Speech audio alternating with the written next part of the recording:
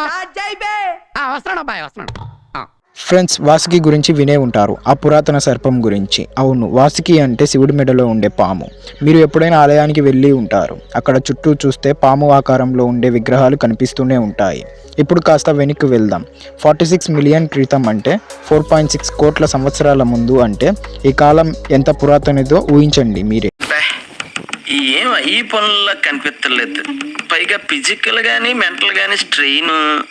అప్పుడు ఇప్పుడు గుజరాత్ అని పిలిచే భారతదేశంలోని ప్రాంతంలో ఒక భారీ పాము నివసించేది. దాని పేరే వాసుకి ఇండికస్. ఈ పాము 2025లో కనుగొనబడింది. 2024లో అధికారికంగా ధృవీకరించబడింది. ఇది అప్పటి వరకు కనుగొనబడిన అతిపెద్ద పాము అని తెలుసా? దాని గురించి పూర్తిగా తెలుసుకోబోయే ముందు welcome to back BV facts. ఏం మాట్లాడుతున్నావురా? నరాలు కట్టయిపోయింది. మీరు నమ్మగలరా? ప్రపంచంలోనే అతిపెద్ద పాము భారతదేశంలో కనుగొనబడింది. వాసుకి ఎలా కనపడింది, దానికి పేరు ఎలా పెట్టారు అని ఇలాంటి ప్రశ్నలు ఎన్నో మొదలయ్యాయి కదా.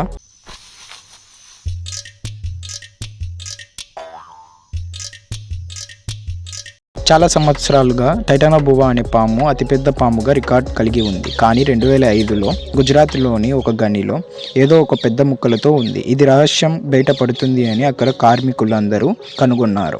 అక్కడికి సైంటిస్టులు వచ్చి చెక్ చేశారు. ఇది పాము అని తేల్చారు. కానీ ఇది సాధారణ పాము కాదు, అసాధారణమైనది అని ఏదో తెలిపారు. అప్పట్లో అంటే 42 మిలియన్ ఇయర్స్ ముందు వాసుకి ఇండికస్ వంటి పాములు అత్యధికంగా ఉండేవి. ఈ పాములు 50 అడుగుల వరకు ఉండేవి. అంటే ఆనాటి ఓరియో ఫిష్ లేదా డూమ్స్డే ఫిష్ అంత పొడవు. ఒక స్కూల్ బస్ ఎంత పొడవు ఉంటుందో ఆ సైజులో పాములు ఉండేవి.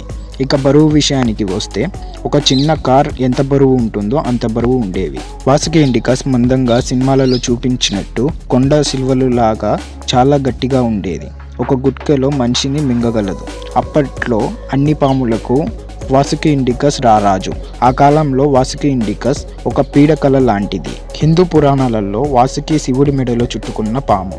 అయితే పేరుకు శ్రీలింగ అని అనిపించిన కానీ వాసుకి వచ్చేసి మొగ. అతను అన్ని సర్పాలకు రారాజు. నాగలోకాన్ని పాలిస్తాడు, నాగులకి నాయకత్వం వహిస్తాడు, శివుడి భక్తుడు కూడా. కానీ మనం చెప్పుకుంటున్న వాసుకి శివుడి మెడలో ఉన్న వాసుకి ఒకటేనా అంటే అస్సలు కాదు. ఇది వాసుకి లాంటి మామూలు పాము మాత్రమే.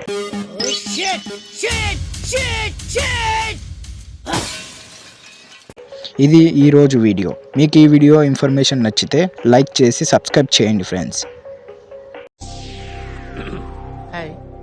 నా పెర్ఫార్మెన్స్ మీకు నచ్చినట్టయితే స్మాల్ బాస్ అని స్పేస్ ఇచ్చి పద్మశ్రీ PADMASRI అని టైప్ చేసి 5555 SMS చేయండి.